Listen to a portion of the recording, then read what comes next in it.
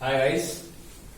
सो मैंने क्या बताया था आपको लास्ट लेक्चर में, हम लोगों ने क्या डिस्कस किया था, प्रॉब्लम्स वगैरह डिस्कस की थी। और प्रॉब्लम्स हम लोगों ने क्या देखा था कि जैसे अलग अलग टाइप के क्वेश्चंस देखे थे ना, तो मैंने क्या बोला था कि जीआईएफ पर भी और तरह के कुछ क्वेश्चंस लूंगा, तो एक दो सेशन और हम लोग देखते हैं, ठीक है। तो इसमें हम लोग क्या करेंगे, थोड़े और अच्छे अच्छे क्वेश्चन देखेंगे जीआईएफ पे कैसे प्रॉब्लम सॉल्व करते हैं, ठीक है। और इसके अलावा बस हाँ क्वेश्चन ही चलेंगे, प्रॉपर्टीज वगैरह आपको बेसिकली जो मैंने प्रॉपर्टीज थी इंपॉर्टेंट वो मैंने कवर करा दी। और इसके अलावा जो और इम्पोर्टेंट डिटेल्स है जीआईएफ की, कुछ लोग बोलते रहे मैंने क्या जीआईएफ अभी पूरी नहीं पढ़ाई है, तो जो मैं बता दूं आपको ग्राफ पार्ट में मैं अलग से पढ़ाऊंगा चीजें, ठीक है। मैं आधी चीजें ग्राफ में कराता हूँ, इसका जो ग्राफ पोर्शन है वो वहां पे क्लियर होगा ग्राफ थ्योरी में, ठीक है। यहाँ पे आपको बेसिक सॉल्विंग जरूरी है, ठीक है, कि जो आपको जैसे अलजेब्रा वगैरह में कभी कभार प्रॉब्लम मिक्स करके पूछते हैं, ठीक है, तो उसके लिए मैं करा रहा हूँ चीजें, ठीक है। सो होप आप समझ रहे हो मेरी बात। और जो टॉपिक हम लोग स्टार्ट कर रहे हैं, ठीक है, और इस टॉपिक में क्वेश्चन लेता हूँ। पहले क्वेश्चन नोट करो, आपको बहुत बेसिक सा क्वेश्चन है, थोड़ा सा आपको घुमाया इस क्वेश्चन में।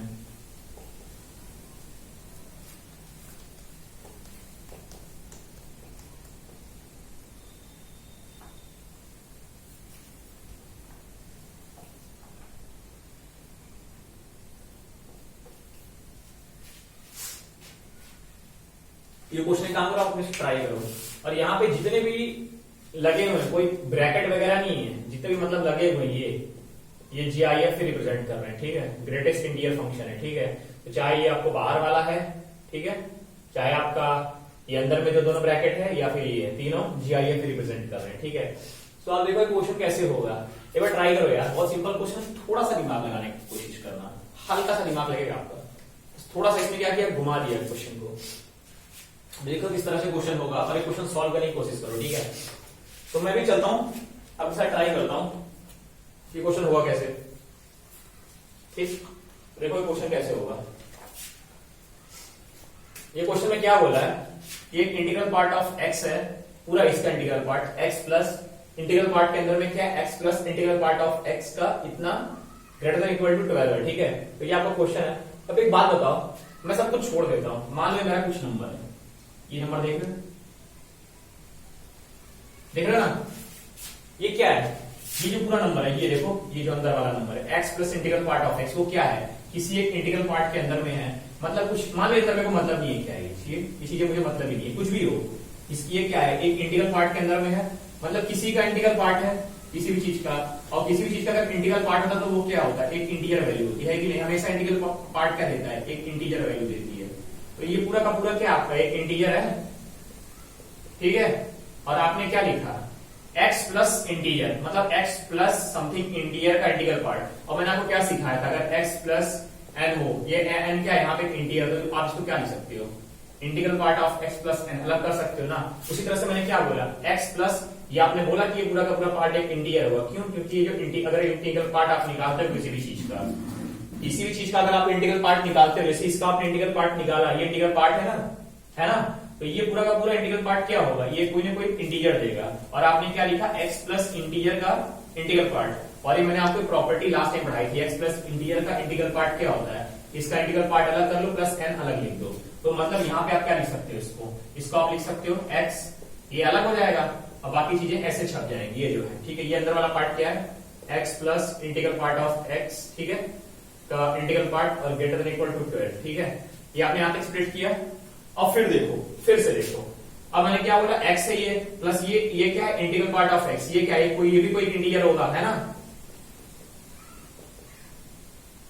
होगा कि नहीं होगा, होगा।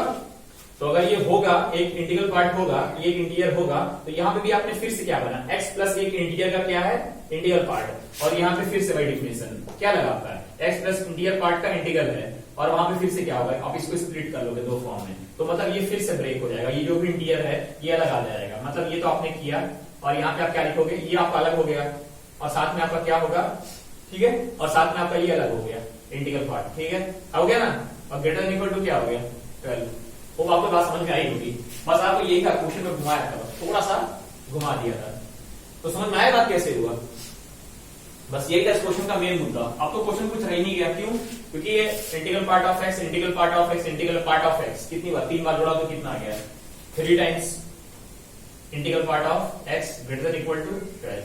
अब तो सॉल्व करने में क्या ही रह गया, एक काम करो, सॉल्व करो। मैं कर रहा हूं आगे, ठीक है। तो ये पार्ट देखना बहुत जरूरी था कि ये कैसे ब्रेक हुआ, ठीक है। ये 3 पार्ट में, ये एक इंटीजर था पूरा का पूरा, आपने पूरा का पूरा जो इंटीजर था x प्लस इंटीजर समथिंग, तो आपने क्या किया, इसको अलग कर लिया, ये पूरा लिख दिया अलग से बाय प्रॉपर्टी। फिर क्या था, ये देखो x प्लस ये भी एक इंटीजर है, ये इंटीजर जो होगा ये भी अलग हो जाएगा, तो आपने 3 बार इसको अलग अलग ऐड कर दिया, ठीक है। ये आपने क्या किया, ये आपने ये लिख दिया, ठीक है। ये आपने कैसे लिखा कि जो ये x है ये अलग हुआ का, और ये वाला जो है आपका अलग से एक इंटीजर लिख दिया आपने। ये इंटीजर आपको पता है पहले से, क्योंकि किसी भी पार्ट का अगर आप कभी भी आप इस तरह का फंक्शन लेते हो, इंटीग्रल पार्ट ऑफ x हमेशा एक इंटीजर देता है, ये आपको पता होना चाहिए, ठीक है। नॉन इंटीजर वैल्यू कभी हो ही नहीं सकती, ठीक है। तो अगर ये हो गया तो हम थोड़ा सा आगे बढ़ते हैं, ठीक है। अब तो यहाँ पे 3x greater than equal to 12 आ गया, 3x greater than equal to 12 आया ना, तो सॉल्व करने में क्या है, देखो सॉल्व किया, क्या है सॉल्व करने में, चलो मुझे तो सॉल्व कर लेते हैं।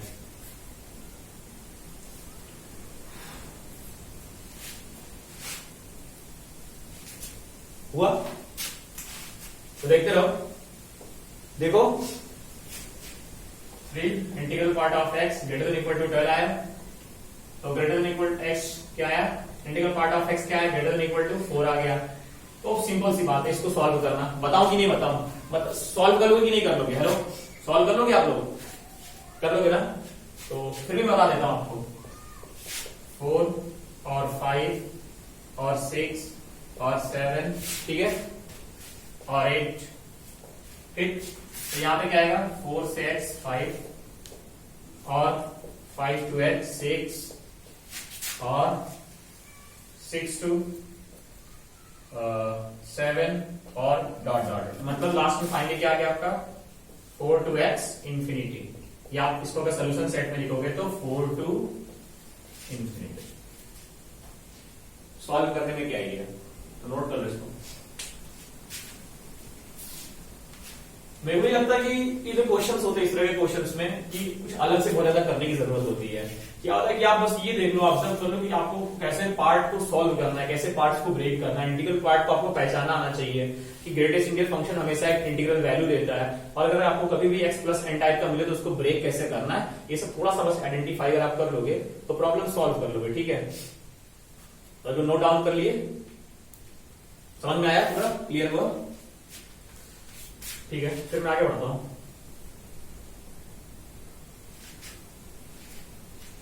एक दो क्वेश्चन और देखते हैं शायद, ठीक है।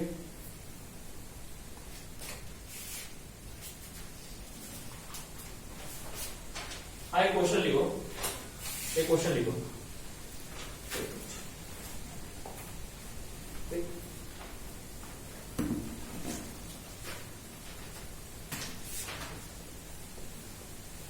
क्वेश्चन देखो, y is equal to 3 times integral part of x plus 7, ठीक है, इज इक्वल टू क्या दिया हुआ है 4 integral part of x minus 3 plus 4, ठीक है। क्या लिखा, y बराबर 3 integral part of x plus 7 is equal to 4 times integral part of x minus 3 plus 4। Find क्या करना है, ये देख लो, फाइंड करना है x प्लस वाई का इंटीग्रल पार्ट। सॉल्व करो, सॉल्व करो इसको, स्टार्ट कर दो। नोट डाउन किया लोगों ने, कोई दिक्कत नहीं है, सॉल्व करो, तो ट्राई करो, मैं स्टार्ट करता हूं मैं भी, ठीक है, आप लोग के साथ साथ। और देखो इसमें क्या करना है, थोड़ा सा हम लोग देखते हैं, ठीक है। तो बाकी लोग जिनको आ रहा है वो लोग स्टार्ट करें, ठीक है, वो लोग वेट ना करें, वो लोग सॉल्व करके आगे देखें, और देखें अगर बढ़िया तो आप आगे मूव कर लो, ठीक है, कोई दिक्कत नहीं, ठीक है। बाकी लोग जो लोग फंसे हुए हैं या जिनको लग रहा है कि कुछ इसमें है थोड़ा सा, तो वो लोग देखें, ठीक है, कैसे होगा। तो पहले x प्लस वाई निकालने के लिए क्या करता हूँ, पहले y को निकाल लो, पहले जो ये दिया इसको सॉल्व कर लेते हैं, ठीक है। दिया क्या है, ये दिया हुआ 3x plus 7 is equal to 4 integral part of x minus 3 plus 4, ठीक। तो इसको तो ऐसे रहने देते हैं, लेफ्ट में तो कुछ है ही नहीं सिंप्लीफाई करने के लिए, और राइट में क्या करता हूँ 4 टाइम्स ब्रैकेट के अंदर क्या लिखता हूँ, integral part of x minus 3 में क्या इसको अलग कर लेता हूँ, है ना, बाय प्रॉपर्टी, कोई दिक्कत, प्लस 4। ये तो आप जानते ही हो, सिखा दिया ना मैंने, ये आता है कि नहीं आपको, ये पार्ट जो आप स्प्लिट किए, ठीक। उसके बाद क्या करना है आपको, 7 is equal to 4 integral part of x -4 into 3 -12 plus 4 -8। ठीक, ये आपका हो गया। तो थोड़ा सा सॉल्व कर लो, तो इंटीग्रल पार्ट ऑफ x की वैल्यू आ गई तुम्हारी 15। ठीक, क्या आ गया आपका 15 आ गया। अब देखो y निकल सकता है क्या, निकल जाएगा। y कहां से निकल जाएगा, यहां से निकल जाएगा। y is equal to 3 into integral part of x plus 7 है ना। तो अगर यहाँ पे मैं वैल्यू रखूं इंटीग्रल पार्ट की, इसमें ऐसा आ जाएगा y का, y निकाल लो। 3 into integral part of x कितना आया है, 15 आया। 15 प्लस 7, 3 इंटू 15 है, ठीक है, इंटू है, तो 3 इंटू 15 45 प्लस 7 52। तो y की वैल्यू क्या आ गई, y की वैल्यू आपकी आ गई 52। ठीक है, अब देखो क्या करना है, आपको निकालना क्या फाइनली x प्लस वाई। ठीक है, जिसमें आपका y कितना है 52। ठीक, तो आप बाई प्रॉपर्टी क्या लिख लोगे इसको, अगर x प्लस 52 है तो बाई प्रॉपर्टी एक इंटीजर है, तो 52 अलग हो जाएगा आराम से। तो इसको आप क्या लिख सकते हो, तो अगर आप इसको लिखना हो तो मैं थोड़ा सा दिखाता हूं। इसमें 52 अलग हो जाएगा, आ जाएगा integral part of x plus 52। तो कर देता हूं, तो पहले आपने इतना नोट डाउन कर लिया।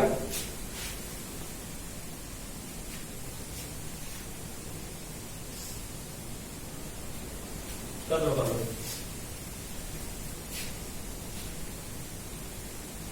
हुआ।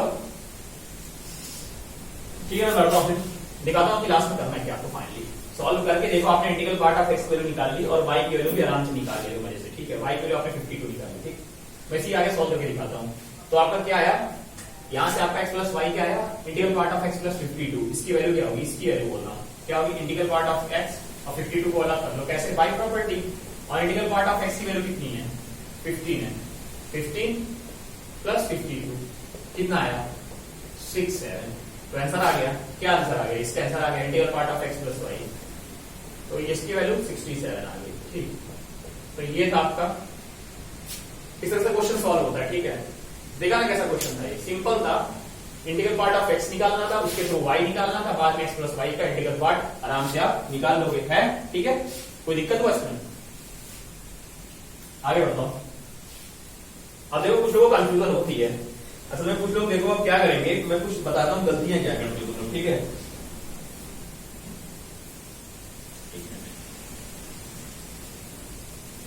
जैसे मैं इसको आप लिखो जनरल प्रॉपर्टीज में। ठीक है, कुछ लोग करते क्या है, कुछ बहुत अच्छी अच्छी गलतियां करते हैं, उनको क्लियर करना है। ठीक है,